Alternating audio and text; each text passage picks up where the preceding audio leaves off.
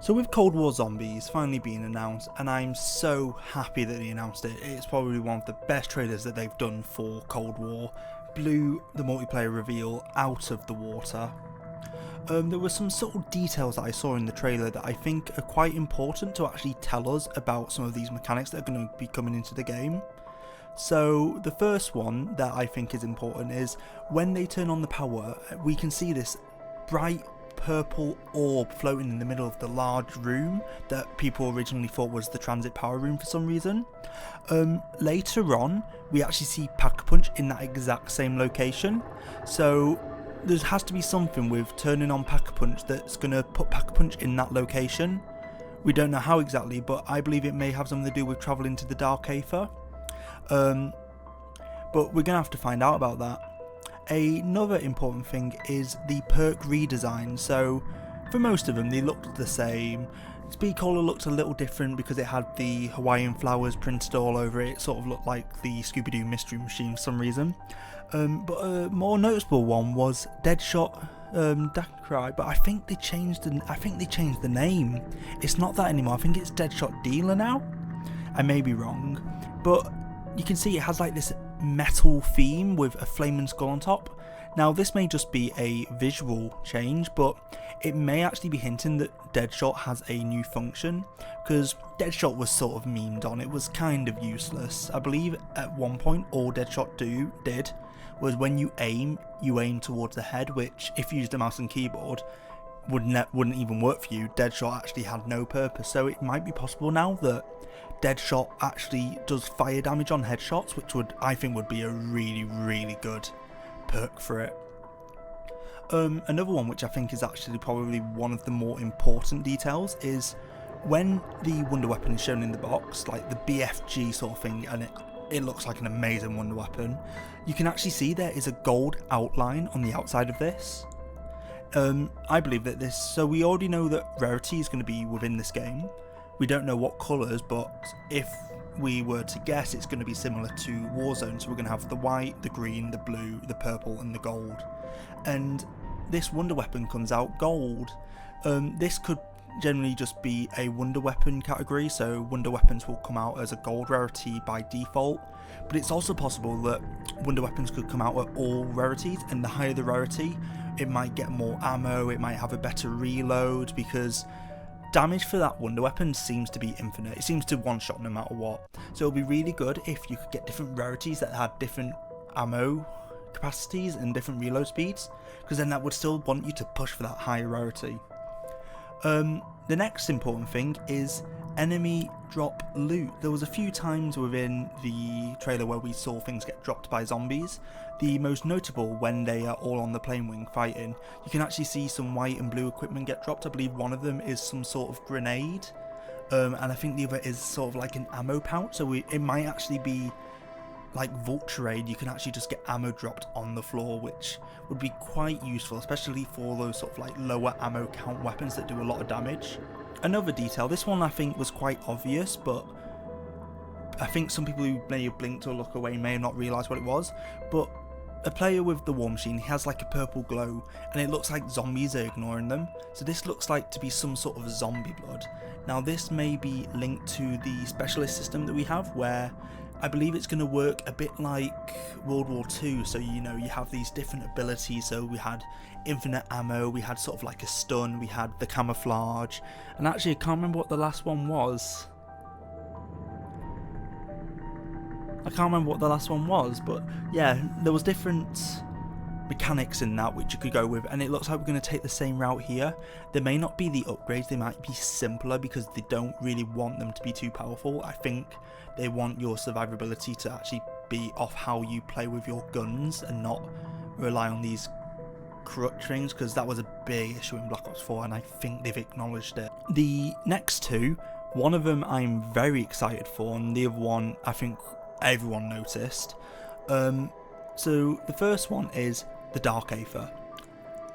We know that something happens in this game that lets us go to some sort of twisted Dark Aether reality. It's hard to say what it is, but it looked like it was nighttime, but there was purple glow, there was like floating balls coming out of everything, and there was some giant luminescent jellyfish in the sky. Like, what is going on? So it looks like somewhere in this game we're able to sort of like jump in and out between these two realities.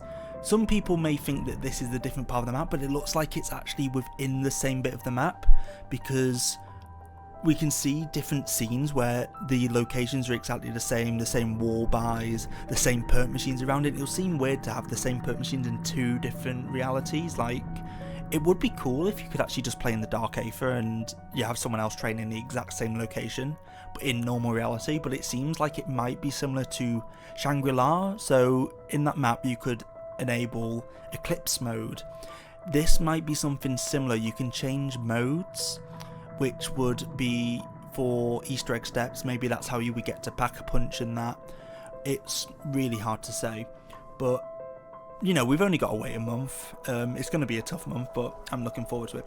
And the last one, which I think could be really useful, is we get revealed that the ray gun's back. I think we all knew the ray gun was coming back. That's, you know, hooray. Let's hope that they don't ruin it. But there was ray gun not back. Not the ray gun pushing us back, but the ray gun pushed the enemy back. It was one of those green catalyst zombies that we saw.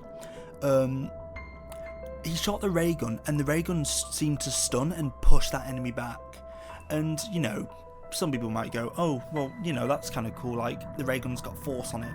But the ray gun might be a really good get out of jail weapon now, because if you're stuck and you're about to get stunned, if this ray gun has the ability to stun and push back enemies, what's that going to mean? We could get out of trouble with the ray gun. The ray gun might actually be a weapon you want to keep hold of. It might be really good. And now we don't know if PhD's back or if some form of PhD flopper's back, but if we're able to avoid explosion damage, the ray gun could be a top tier weapon, and I think that would be amazing. Like, the ray gun needs some love. The ray gun, pretty much since Black Ops 2, it's been on a downwards hill. It wasn't bad in Black Ops 3, but it got outshined by the double pap system. Black Ops 4, it was completely useless. Like, I don't even remember any times I've used the ray gun in Black Ops 4, and I'm Hitmaster Prestige. It was useless. But I'm really hoping that it comes up, and just looking at the like to dislike ratio on YouTube, it looks like zombies may be back in its boot. We might be going sort of back to the core, you know, really detailed. I know some people might complain about the slide mechanic not coming back because it doesn't look like it's going to come back. But I was never expecting it to come back, because I think the slide mechanic from Black Ops 3 really only came because of a difference in design, because obviously in multiplayer you had your boost system and you could slide, but then in zombies we didn't have the jetpack, but I think that then enabled that constant slide jumping. And because in this game there's no sort of that mechanic, that can't come in, it's just a normal slide. But Black Ops, the Cold War Alpha seemed to have a really good slide mechanic, so hopefully they keep that for zombies and it should work out really well. But other than that, there's not really anything else worth pointing out. There's some other things, like in the phone booth, the Sam character does type out the numbers 2947 on the phone. We do know that spells Axis, so it's entirely possible that if we were able to see slightly before, she actually typed out Maxis.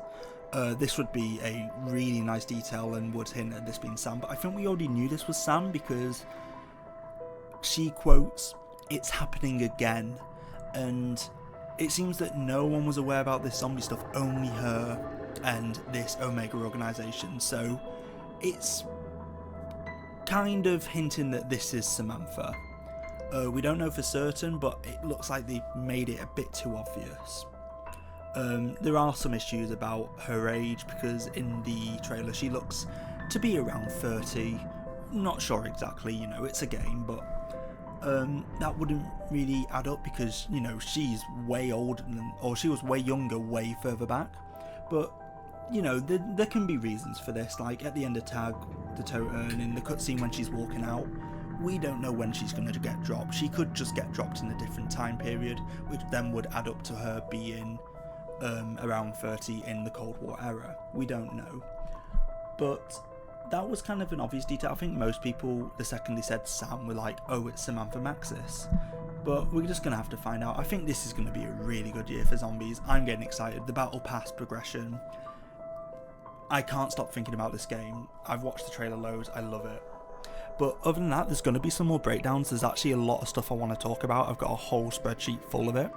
But I felt just like quickly putting this one out while I had the chance. Sorry about the setup. It has been sort of like just a rudimentary laptop microphone setup because I am currently out of space. But in the next week, when I've got my proper setup back, you can see a lot of content coming out, and there might actually be some old zombies stuff coming out as well, just me playing on the old maps, maybe some analysis and stuff like that. But I really hope you stick around. Make sure to leave a like and subscribe if you want to see any more of this, and I will see you all later. Thanks for watching. Bye.